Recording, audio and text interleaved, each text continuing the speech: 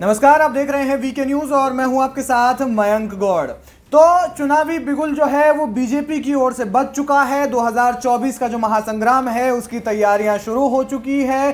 BJP ने आज अपने मैनिफेस्टो के लिए नमो ऐप पर और उनकी वेबसाइट NarendraModi.in जो कि प्रधानमंत्री मोदी के नाम से बनी हुई है, उस वेबसाइट पर जो मैनिफेस्टो तैयार होगा उसके लिए सुझाव मांगे हैं और उसके लिए बीजेपी ने नमो नवमतदाता सम्मेलन भी आज चलाया, जिसमें कि उन्होंने 2024 का जो थीम सॉन्ग है, साथ ही साथ जो 2024 के इलेक्शन की जो थीम होगी वो भी इसमें रखी है और इसके साथ ही साथ जो तमाम चीजें हैं वो भी शुरू हो रही हैं। लेकिन दूसरी ओर से कांग्रेस और महागठबंधन की ओर की अगर हम तैयारी की बात करें तो अभी तक तो फिलहाल कांग्रेस की तरफ से सिर्फ जो न्याय यात्रा है वही चल रही है और उसमें भी इतनी अटकलें सामने आ रही है क्योंकि पहले असम में उन्हें घुसने में दिक्कत हुई, उसके बाद आज जब बंगाल में प्रवेश कर चुकी है तो बंगाल में भी उन्हें प्रशासनिक दिक्कतों का सामना करना पड़ा।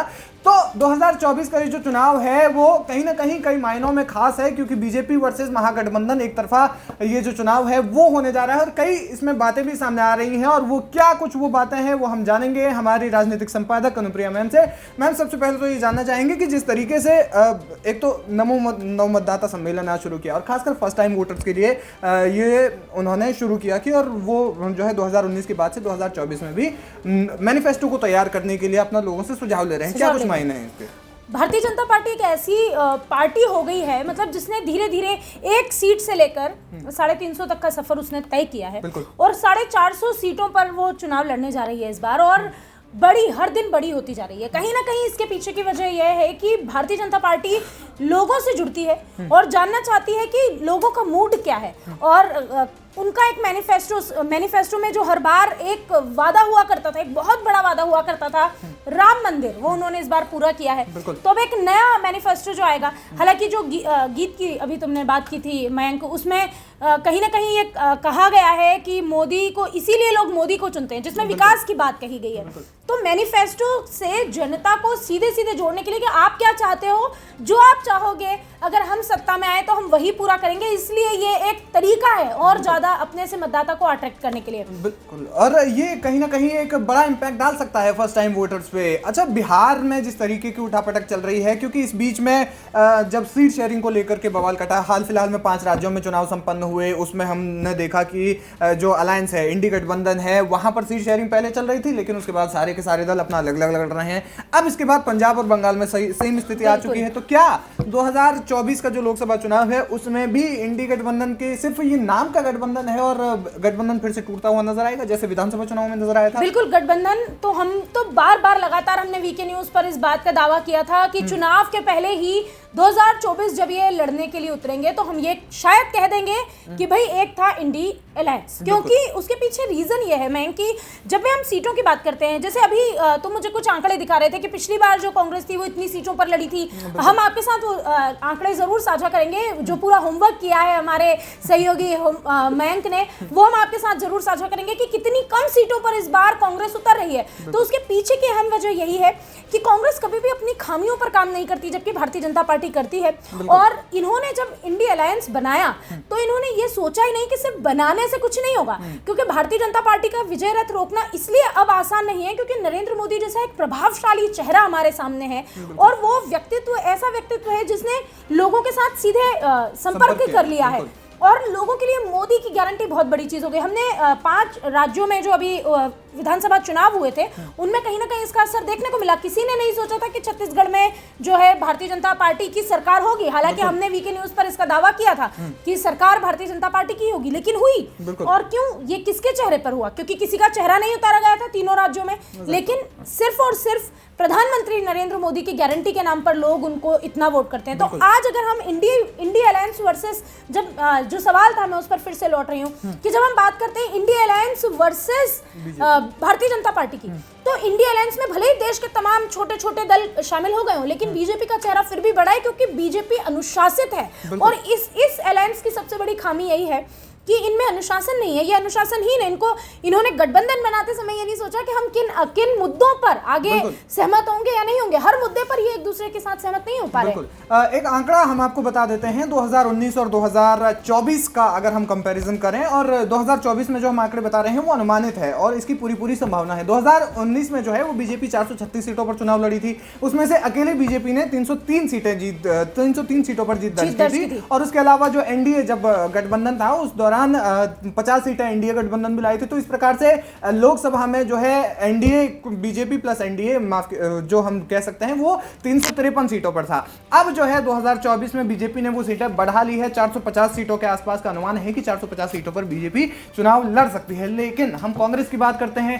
कांग्रेस ने जो 2019 में जब चुनाव लड़ा था तो 421 सीटों पर चुनाव लड़ा था और 421 सीटों में से महज 50-51 सीटें उनके खाते में आ पाई थी। लेकिन वहीं अब जो 2000 सिमट के रह गई है और 2024 में अनुमान है कि कांग्रेस महज 290 सीटों पर चुनाव लड़ेगी और ये बहुत बड़ा अंतर है 421 से लेकर के 290 पर गिर जाना। कहीं ना कहीं कांग्रेस इस बात को स्वीकार कर चुकी है कि अकेले अब कांग्रेस की बस की नहीं है कि वो भारतीय जनता पार्टी से पंगा ले सके और यही वजह है कि उसने अपनी जमीन को कॉम्प्रोमाइज किया है। बहरहाल अगर हम बात करें पश्चिम बंगाल की, जैसे आज भारत जोड़ो न्याय यात्रा जो है उसका प्रवेश जब पश्चिम बंगाल में हुआ तो वहां पर भी उनको मुसीबतों का सामना करना पड़ रहा है और करना ही पड़ता, क्योंकि जब आपने एक अलायंस बनाया है, जब आप कोई नीति बनाते हैं एक पार्टी के तहत, एक गठबंधन के तहत में आपको बात करनी होती है। हम ऑफिस में भी जब काम कर रहे होते हैं, जब काम की शुरुआत कर रहे होते हैं, हम एक दूसरे से बात करते हैं।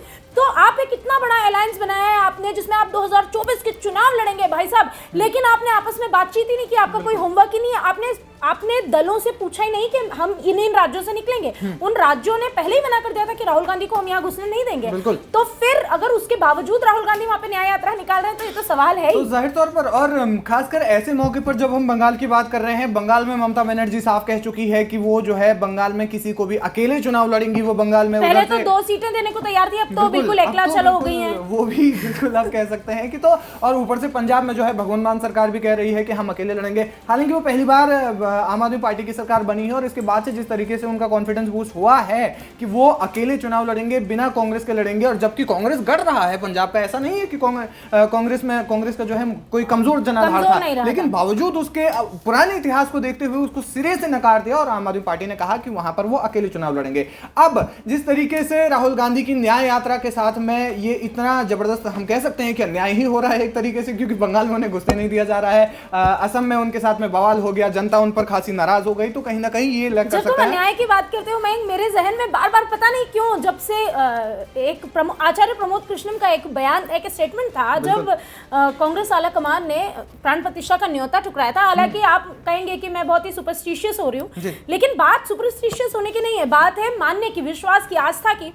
पार्टी के लिए उन्होंने कहा था कि शायद भगवान राम का प्रकोप लग जाएगा और मैं भगवान राम से अनुरोध करता हूं कि कुछ लोगों की सजा पूरी पार्टी के लोगों को ना दें। लेकिन ये दिखती हुई, क्योंकि पहले तो लोगों ने इस्तीफा दिया और अब पार्टी की हालत इतनी खराब है, भाई राहुल गांधी की कहीं कोई वैल्यू रह नहीं गई है। और जैसे अभी तुमने कहा कि पंजाब की अगर हम बात करें, पंजाब में पहले काफी बेहतर थी, तो ऐसे बेहतर तो पहले कांग्रेस पूरे देश में थी, क्योंकि उनके पास नेतृत्व था, उनके पास वो क्षमता थी। अब उनके पास अगर हम केंद्र के पे नजर डालें, अगर हम उनके आला कमान पर नजर डालें, उनके पास कोई नेतृत्व ही नहीं है, उनमें अनुशासन नहीं है।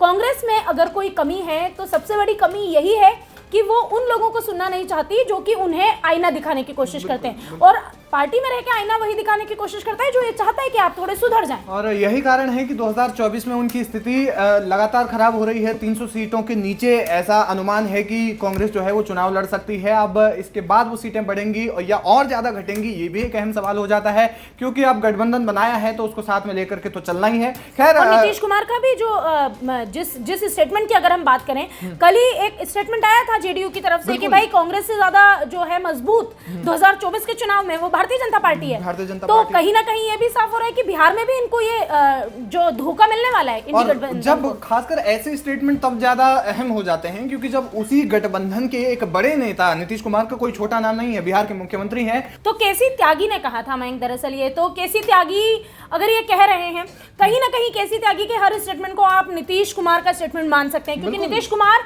उन लोगों में से ही हैं जो मयंक ने कहा दरअसल बिल्कुल ठीक कहा कि वो नीतीश कुमार ने कहा, क्योंकि नीतीश कुमार ना जब भी किसी गठबंधन से बाहर निकलना चाहते हैं या जब कोई नया गठबंधन करना चाहते हैं तो वो खुद नहीं कहते हैं, ये उनकी आदत है, वो अपने लोगों से बुलवाते हैं।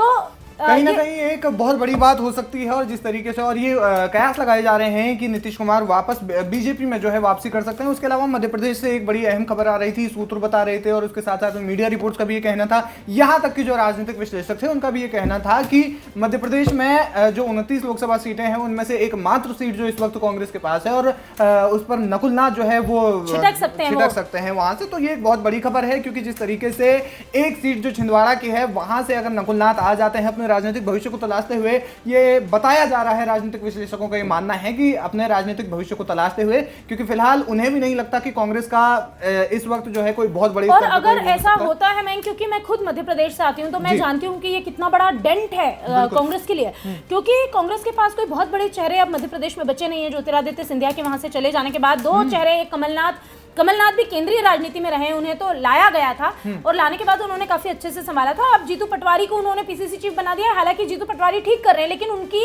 उतना मान सम्मान, उनका उस लेवल तक पहुंचना जो कमलनाथ का लेवल था, क्योंकि उन्होंने बरसों दिए हैं उसको, इससे वो थोड़ा मुश्किल है। तो अब अगर हम बात करें, कांग्रेस के पास बड़े चेहरों में दिग्विजय सिंह रह दे के वही बच जाते हैं, यानी कि अगर नकुल नाथ भारतीय जनता पार्टी में शामिल होते हैं तो इसकी एक वजह कांग्रेस की खुद की अनदेखी भी हो सकती है, क्योंकि कांग्रेस ने कमलनाथ की भी अनदेखी की अभी हाल ही में। बिल्कुल। और अब तक ये नकुल नाथ वाली बात पर मैं आपको एक डिस्क्रिप्शन जरूर दे दूं कि वीके न्यूज अब तक इसकी कोई आधिकारिक तौर पर कोई पुष्टि नहीं करता। ये हम सूत्रों के हवाले से बता रहे हैं, राजनीतिक विश्लेषकों के जो अपने जो उनका अनुभव है उनके अनुसार हम ये चीज आपके सामने रख सकते हैं। लेकिन अगर ये ऐसा कुछ होता है तो बहुत बड़ा खेल हो सकता है, क्योंकि जिस तरीके से कांग्रेस से लगातार जो है इस्तीफे चल रहे हैं और अच्छे खासे नेता जो है वो कांग्रेस से लगातार इस्तीफा देकर के बीजेपी में शामिल हो रहे हैं, तो ये बीजेपी के लिए तो बहुत बड़ा फायदा है, तो वहीं कांग्रेस के लिए भी एक बहुत बड़ा नुकसान हो सकता है। एक आखिरी सवाल पर मैं आपसे आता हूं, राम मंदिर का जो मुद्दा था वो इस वक्त अब मैनिफेस्टो में जिस तरीके से लगातार चल रहा था एक लंबे समय से, और अंततः वो मुद्दा जो है वो पूरा हो चुका है। रामलला जो है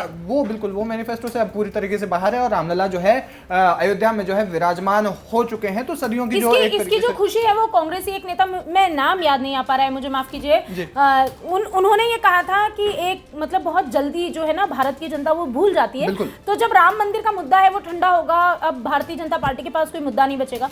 ये वही कांग्रेस है जो बार बार ये कहती थी राम मंदिर वहीं बनाएंगे, तारीख नहीं बताएंगे, क्योंकि इनको लगता था कि ये बहुत बड़ा मुद्दा है। अब जबकि राम मंदिर बन गया है तो दरअसल ये बहुत बड़ा मुद्दा हो गया है, क्योंकि अब लोगों को विश्वास हो गया है कि बीजेपी जो कहती है वो करती है, क्योंकि धारा 370 इसका उदाहरण है, राम मंदिर इसका उदाहरण है। और मयंक, एक अगर अकेले राहुल गांधी को छोड़ दो तो इंडिया अलायंस के नेताओं ने भी मानना शुरू कर दिया कि राम मंदिर का असर जो है वो हो रहा है, और सनातनी वोटर्स जो है वो चिढ़ रहे हैं कांग्रेस से।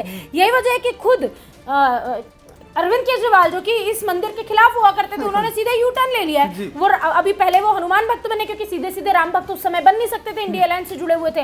अब तो वो राम भक्त भी बन गए हैं, और वो कह रहे हैं मैं तो जाऊंगा भी और मैं तो तीर्थ भी कराऊंगा। तो इससे इतना तो साफ हो गया है कि अब इन दलों को जो है अपनी जमीनी हकीकत पता चल गई है। लेकिन कांग्रेस अभी भी, जैसे हम बात कर रहे थे कि कांग्रेस इस बार 290 सीटों पर सिमट गई है, इसकी एक अहम वजह यही है कि कांग्रेस कभी भी अपनी हार का मंथन नहीं करती, बल्कि वो अपने हार का ठीकरा किसी और के माथे ही फोड़ती है। और शायद यही वजह है कि कांग्रेस एक बार जो गड्ढे में गिरी तो उठने में उसे इतना समय लग रहा है, क्योंकि कांग्रेस जैसी बड़ी पार्टी जिसके पास इतने बड़े दिग्गज नेता थे, अनुभवी नेता थे, भारतीय जनता पार्टी के पास तो कार्यकर्ता भी नहीं थे। बिल्कुल बिल्कुल। उस समय से भारतीय जनता पार्टी एक सीट से अगर यहाँ तक आई है तो ये सिर्फ और सिर्फ उनके दृढ़ संकल्प और उनकी एक ये वजह रही है कि वो हमेशा अपने नकारात्मक चीजों को देखकर आए हैं, उनमें अनुशासन है। अगर वो हारते हैं, जैसे अभी हम मध्य प्रदेश की बात करते हैं, जब वो चुनाव जीत गई भारतीय जनता पार्टी प्रचंड उसके साथ सीटों के साथ जीती है ना, अभी तक का इतिहास बनाया। लेकिन जैसे ही जीती तो अगर आप दिग्गज नेताओं की बात करेंगे, शिवराज सिंह चौहान की बात करेंगे, अगर आप और अन्य वरिष्ठ नेताओं की बात करेंगे तो वो कहां की यात्राएं कर रहे हैं। अगर आप सीएम मोहन यादव को देखेंगे वो कहां जा रहे हैं, जहां पर भारतीय जनता पार्टी हारी है। बिल्कुल। तो ये एक रणनीति है, लेकिन कांग्रेस के पास रणनीति नहीं है 2024 में मैदान में उतरने की। सिर्फ मैदान में उतरना है तो उतर गए। इसका एक उदाहरण है वोट फॉर डोनेट फॉर देश, जिसके लिए आपने एक इतना बड़ा कैंपेन बनाया, आप उसकी वेबसाइट तक बुक करना भूल गए। आप ऐसी चीजें करते हैं। आपने भारत जोड़ो न्याय यात्रा की घोषणा कर दी, आपने किसी से पूछा तक नहीं, आपने इंडिया अलायंस को उसमें शामिल करना जरूरी नहीं समझा, और बाद में आप कहते हैं कि हमसे पूछा नहीं जाता, हमें सुना नहीं जाता, लोग भड़काए जाते हैं, ममता दीदी तो मान ही जाएगी। लेकिन ये राजनीति है भाई साहब, यहाँ पर सब कुछ सेट करना पड़ता है और एक डिसिप्लिन के साथ। और आप जब बात कर रहे हैं देश के इतने बड़े चुनाव की, आम सभा चुनाव की, जिसमें प्रधानमंत्री के चेहरे के साथ में आपकी लड़ाई है, तो आपकी तैयारी अगर इस तरीके की, अगर आपका होमवर्क इस तरीके का है, तो आपका टिकना तो नामुमकिन ही है। जी बिल्कुल। तो कहीं ना कहीं स्वप्न क्या कह सकते हैं कि स्वप्न प्रधानमंत्री बनने के तो आप देखें ना देखें आपके ऊपर है, लेकिन फिलहाल तो आप ये सोचें कि आप कितनी सीटों पर और ज्यादा पिछली 2019 के मुकाबले इस बार और कितनी सीटें बढ़ा सकते हैं। फिलहाल उस पर थोड़ा सा मुझे लगता है कि इंडिया अलायंस या फिर कह सकते हैं कांग्रेस को ध्यान ज्यादा देना चाहिए। फिलहाल ये जो है चर्चा आपको कैसी लगी, ये हमें कमेंट बॉक्स में जाकर जरूर बताएं, और अगर आप वीके न्यूज पर नए हैं तो चैनल को सब्सक्राइब किए बिना ना जाएं। धन्यवाद। वीके न्यूज, राष्ट्र के नाम।